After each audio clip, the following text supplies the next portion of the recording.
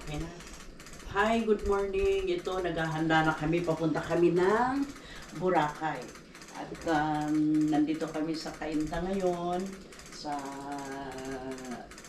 ano ni Carol. Dito kami tuloy. At naghahanda nga kami. Ano ko? Kanina pang alauna ako gising.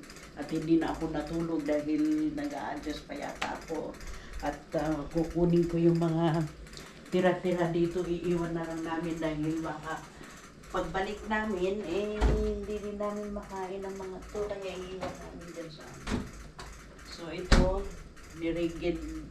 ready ko na lahat ang iiwan namin. At pagbalik ko, at saka ako pupunta ng Baguio, nakahanda na Yung kusina. nakahanda na rin yung aking dala-dala papuntang Baguio. At ito ang kitchen. Inayos ko rin dahil nakakahiya naman na iwanan na madumi. Kaya ito, nilinis ko na lahat. Hinanda ko ng mga yan. At hindi ako natulog magdamag. So, okay na. At nilinis ko na rin yung washroom. Malinis na rin yung washroom. Huwag mo na lang isara para sumingaw yung amoy. Huwag na natin isara para sumingaw yung amoy. At ito, okay na yung kitchen.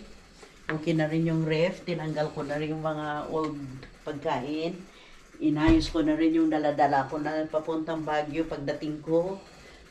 Galing ng Boracay. Ngayon, naghahanap kami papuntang Boracay. At yun, magkita tayo mamaya sa Boracay, ha?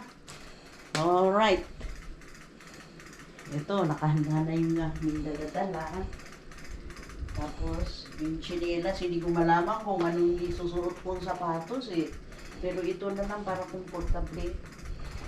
Okay. See you later.